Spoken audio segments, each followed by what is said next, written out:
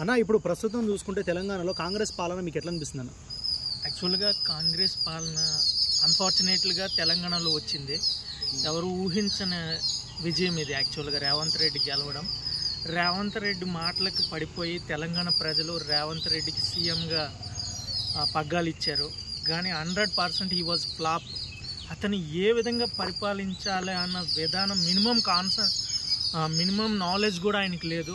ఆయన ఎలక్షన్కి ముందే ఒక సీఎం పదవిని ఒక గుంపు మేస్త్రితో పోల్చారు. అక్కడే హీ వాజ్ ఫెయిల్. కేసీఆర్ అనే వ్యక్తి తెలంగాణ కోసం చాలా కష్టపడ్డాడు, చాలా చేశాడు. కేసీఆర్ అనే వ్యక్తి he wants to do something for the people. ప్రజలకు ఏదో చేద్దామని దృక్పథంతో రాజకీయంలోకి వచ్చాడు.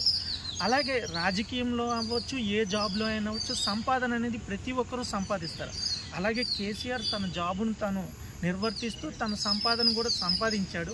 అది కొంతమంది ప్రజలకు అది నచ్చక కేసీఆర్ను దించాలనే దీనితో రేవంత్ రెడ్డి గారిని గెలిపించారు. కానీ రేవంత్ రెడ్డి గారికి ఎటువంటి నాలెడ్జ్ లేదు. ఒక ప్రెసిడెంట్కి, ఒక విలేజ్లో ఉన్న ప్రెసిడెంట్కి ఉన్న నాలెడ్జ్ కూడా రేవంత్ రెడ్డి గారికి లేదు. ఇప్పుడు ఎక్కడ చూసుకోండి, ఆటో వాళ్ళు ఫెయిల్ అయిపోయారు, ఫ్రీ బస్ ఇచ్చారు. నెక్స్ట్ రోడ్లు ఎక్కడైనా అబ్జర్వ్ చేయండి, అన్ని రోడ్లు కొలాప్స్ అయిపోయాయి.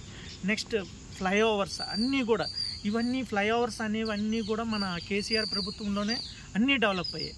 ఈ వితిన్ 10 ఇయర్స్లో హైదరాబాద్ అనేది రోడ్ల పరంగా అవ్వచ్చు, ఫ్లైఓవర్లు అవ్వచ్చు, నెక్స్ట్ కంపెనీస్ రావడం వచ్చే విధానం అవ్వచ్చు, everything was developed in KCR ప్రభుత్వం. సో ఇప్పుడు చూసుకుంటే రేవంత్ రెడ్డి గారు ప్రభుత్వం ఉన్నదా లేదా అన్న డైనమలో ఉంది తెలంగాణలో.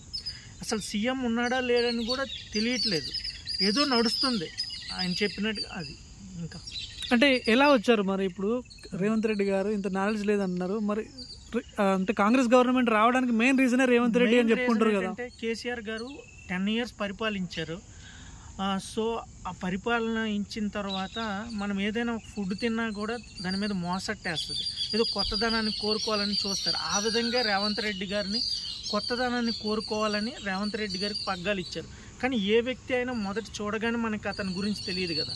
గెలిచిన తర్వాత, పరిపాలించిన తర్వాత ఓకే ఈ వాజ్ ఫెయిల్ అని ఇప్పుడు చాలామంది ఉస్మానియా స్టూడెంట్స్ అవ్వచ్చు, చాలామంది వ్యక్తులు ఇప్పుడు బాధపడుతున్నారు, ఎందుకు ఈ వ్యక్తిని గెలిపించామన్న దీనిలో ఉన్నారు. 100% ఈ వాజ్ ఫెయిల్ అయినా ఏ విధంగా కూడా ఆయన బెనిఫిట్స్ చేయలేదు. అప్పుడు కేసీఆర్ గారు ఉన్నప్పుడు చాలా బెనిఫిట్స్ ఉండే, రైతు భరోసాని, రైతులకి సర్టన్ టైంలో ఇన్కమ్ అనేది రైతులకి వెళ్ళేది, నెక్స్ట్ ఉద్యోగాలు వాళ్ళకి ఇన్ టైంలో అన్నీ చేకూరేవి. ఇప్పుడు అది జరగట్లేదు, ప్రాపర్గా నడవట్లేదు. మరి 6 గ్యారెంటీల గురించి 100 రోజుల్లో 6 గ్యారెంటీలు అన్నారు, ఎన్ని నెరవేరినాయి దాని గురించి మీ అందులో ఏది కూడా నెరవేరలేదు. ఇక్కడ ఆంధ్ర అవ్వచ్చు, తెలంగాణ అవ్వచ్చు, వీళ్ళు సూపర్ 6లు అన్నారు కానీ ఒక్కటి కూడా సక్సెస్ అవ్వలేదు. ఆల్రెడీ కేసీఆర్ గారు మంచి పరిపాలనలో ఉన్న పీక్లో ఉన్న వ్యక్తిని ఓడించి మనమే తప్పు చేసాం. రేవంత్ రెడ్డి గారు అయితే కొత్తగా ఏం చేయలేదు, ఈయన ఏమి చేయరని కూడా నాకు నమ్మకం లేదు. ఇప్పుడు 1.5 ఇయర్లో ఇంత తక్కువ కాలంలో ఇంత నెగిటివిటీ వచ్చిన సీఎం ఎవరు లేరు అని చెప్పి చాలా మంది చెప్తున్నారు. కారణాలు ఏంటనుకుంటున్నారు? కారణాలు ఏంటంటే అతనికి ఫస్ట్ ఆఫ్ ఆల్ పదవి ఏదో ఒకటి గెలవాలి. ఎందుకంటే ఫస్ట్ ఆయన ఎమ్మెల్యేగా చేశారు, ఎమ్మెల్యే చేసిన తర్వాత మళ్ళీ సెకండ్ టైం, థర్డ్ టైం మళ్ళీ ఎమ్మెల్యే ఇక్కడ ఓడిపోయి ఇక్కడ సడన్గా ఈ రంగారెడ్డి డిస్ట్రిక్ట్లో ఎంపీ అయిపోయారు, మల్కాజ్గిరి డిస్ట్రిక్ట్లో ఎంపీ అయిపోయారు. ఈ ఎంపీ అయిపోయారు ఏంటి, ఈయన ఎమ్మెల్యే ఓడిపోయి ఎంపీ గెలిచారంటే ఈయనలో ఏదో సత్తా ఉందని జనాల్లో ఒక స్ట్రాంగ్ నమ్మకం వచ్చింది. కానీ అది సత్తా కాదు, ఏదో మాట్లాడేసి తిట్లు బూతులు కేసీఆర్ని ఇన్సాల్ట్ చేసి అలా ప్రజల్ని రెచ్చగొట్టి ఆ విధంగా గెలిచాడే కానీ మాట్లాడే విధానం వేరు, పరిపాలించే విధానం రెండు డిఫరెంట్ అనమాట. పరిపాలనకి అనుభవం ఉండాలి, ఆలోచన విధానం ఉండాలి. ఆలోచించే విధానం రేవంత్ రెడ్డి గారిలో నాకు కనిపించట్లేదు. సో జూబ్లీ హిల్స్లో బై ఎలక్షన్ అనేది నడుస్తుందన్న. సో ఇంకా కొన్ని రోజుల్లో స్టార్ట్ అవుతుంది. సో అక్కడ బీఆర్ఎస్ ఉండే ఇంతకుముందు, ఇప్పుడు కాంగ్రెస్ వచ్చే అవకాశం ఉందా? 100% కాంగ్రెస్ రాదన్న, అది మళ్ళీ బీఆర్ఎస్ఏ వస్తుంది. కాకపోతే ఈ ఆల్రెడీ రేవంత్ రెడ్డి నోటుకి ఓటు కేసులో దొరికిపోయారు. అలా డబ్బులు ఇచ్చి ఏమైనా గెలిపించాలి. కానీ నాకు తెలిసి తెలంగాణ ప్రజలు మళ్ళా రేవంత్ రెడ్డిని నమ్మరు. నెక్స్ట్ ఆ పార్టీ నుంచి ఎవరు నిలబడినా గెలవరని నా అభిప్రాయం. అంటే రేవంత్ రెడ్డి గారు కేసీఆర్ పైన కేసులు అంటే ఫార్ములా ఈ కేసు కానీ కాళేశ్వరం స్కామ్ కానీ ఇలా కేసులపైనే వెళ్తున్నారు. మరి కేసీఆర్ గారు అరెస్ట్ అయ్యే ఛాన్స్ ఉందంటారా? అసలు ఇది ఒకటి ట్రెండ్ అయిపోయింది. ఏదో ఒక పార్టీ గెలవడం, ఓడిపోయిన పార్టీ వాళ్ళ మీద కేసులు పెట్టడం, మళ్ళీ వాళ్ళు జైలు పెట్టడం, ఇదంతా వేస్ట్ ఆఫ్ మ్యాటర్. ఒక వర్క్ అయిపోయినప్పుడు వాళ్ళు చేస్తున్నప్పుడు మనం పోరాడాలి. మనం ప్రతిపక్షంలో ఉండేటప్పుడు ఆ పని జరుగుతున్నప్పుడు మనం అబ్జర్వ్ చేసి ఏదైనా రాంగ్ ఉంటే దాన్ని పోరాడాలి. లేదు వాళ్ళు తప్పు చేశారు అనుకుంటే దాన్ని అక్కడితో ఆపేసి వీళ్ళు కొత్తగా ఆ ప్రాబ్లమ్ని సాల్వ్ చేయడానికి సొల్యూషన్ చూడాలి. కానీ వాళ్ళు జైల్లో పెట్టేస్తాం మళ్ళీ మేము ఏదో చేద్దాం అనేది రాంగ్ డెసిషన్. నాకు తెలిసి ఒకవేళ వాళ్ళు తప్పు చేస్తే డెఫినెట్లీ దే విల్ పనిష్.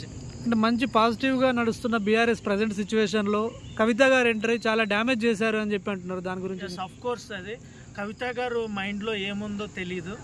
నాకు తెలిసి కేటీఆర్ గారు, నెక్స్ట్ కేసీఆర్ గారు, నెక్స్ట్ హరీష్ రావు గారు, వీళ్ళ ముగ్గురులో ఎప్పుడూ మనస్పర్ధలు అనేవి లేవు. వాళ్ళు ఒక స్ట్రాంగ్గా ఉండి పదవులు ఉన్నా లేకపోయినా, హరీష్ రావు గారికి పెద్ద పదవి లేకపోయినా, కేటీఆర్ గారికి పెద్ద పదవి లేకపోయినా కేసీఆర్ గారే సీఎం ఉండాలి అన్న దృక్పథంతో అది నడుస్తుంది తెలంగాణలో.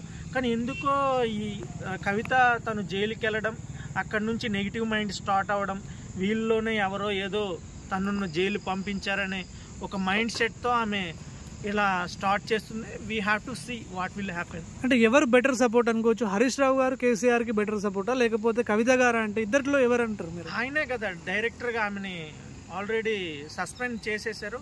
కేసీఆర్ అయితే మట్టుగా హరీష్ రావు గారిని నమ్ముతున్నారు. సో అంటే ఎట్లా చూడొచ్చు?